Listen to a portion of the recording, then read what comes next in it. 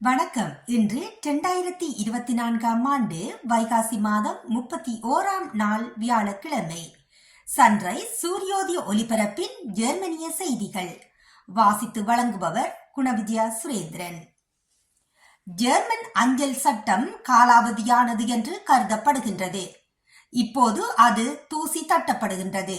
வியாழன் அன்று புண்டஸ்டாக் டிஜிட்டல் யுகத்திற்கு ஏற்ற விதிகளின் தொகுப்பை நிறைவேற்றியது. இதன் பொருள் மற்ற விஷயங்களோடு அனுப்பவர் அதிக அஞ்சல் கட்டணம் செலுத்தாவிட்டால் எதிர்காலத்தில் பெரும்பாலான கடிதங்கள் ஒரு நாளுக்குள் பெறுநரை அடைய வேண்டியதில்லை.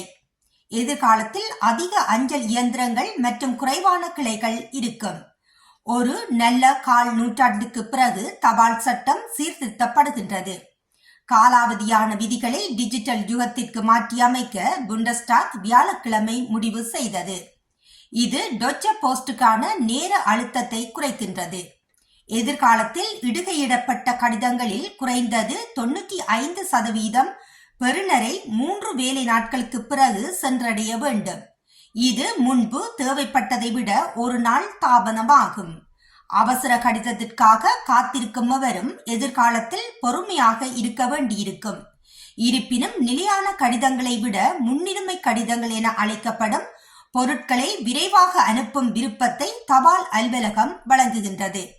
அதற்கேற்ப அதிக அஞ்சல் கட்டணம் கடிதங்களை கொண்டு செல்ல பல தசாப்தங்களாக பயன்படுத்தப்பட்டு வந்த உள்நாட்டு விமானங்கள் ரத்து செய்யப்படும். வியாழனன்று பள்ளி மாணவர்கள் மற்றும் மாணவர்களுக்கான உயர் பாஃபு கட்டணங்களை புண்டஸ்டாக் முடிவு செய்தது. அதாவது குளிர்கால செமஸ்டரில் அடிப்படை தேவைகள் விகிதம் மற்றும் பிளாட் ரேட் வீட்டு கொடுப்பனவு அதிகரிக்கும். கூடுதலாக பாஃபுக் ஆனது படிப்பின் நிலையான காலத்திற்கு மட்டும் செலுத்தப்படக்கூடாது. ஆனால் ஒரு செமஸ்டர் நீண்ட காலத்திற்கும் செலுத்தப்பட வேண்டும். ஏழ்மையான குடும்பங்களைச் சேர்ந்த முதலாம் ஆண்டு மாணவர்களும் ஒரு முறை தொடக்க உதவிக்கு விண்ணப்பிக்கலாம். குறிப்பாக அடிப்படை தேவைகள் என்று அழைக்கப்படும் விகிதம் 452 475 யூரோக்களாக அதிகரிக்கப்படும். மேலும் பெற்றோருடன் இனி வாழாதவர்களுக்கான பிளாட் விகிதம் 360 380 யூரோக்களாக அதிகரிக்கப்படும். பெற்றோர்கள் மூலம் இனி காப்பீடு செய்யப்படாத பழைய மாணவர்கள் தற்போது 122 யூரோக்களின் கூடுதல் தொகையை பெறலாம். இது கூடுதல் கட்டணமும் அதிகரிக்க வேண்டும்.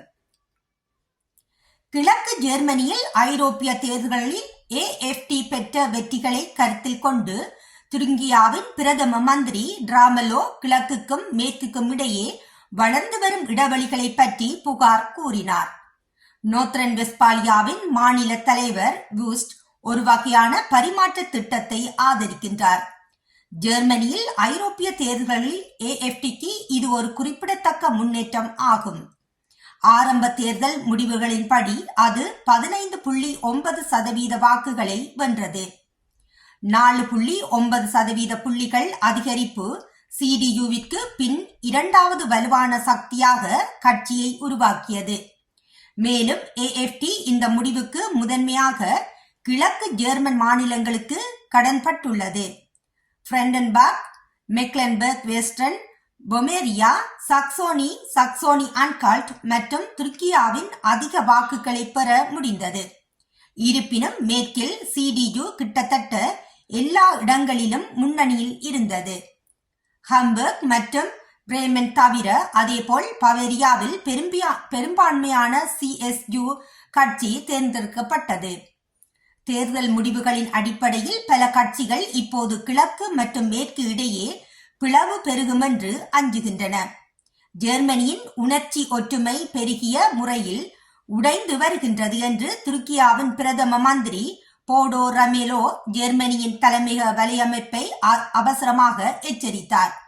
மேலும் கிழக்கு ஜெர்மன் மாநிலங்களில் தேர்தல் முடிவுகளுக்கு சிலர் எவ்வாறு எதிர்வினையாற்றினார்கள் என்பதை அவர் கடுமையாக விமர்சித்துள்ளார். இத்துடன் இன்றைய ஜெர்மன் செய்திகள் நிறைவு காண்கின்றது.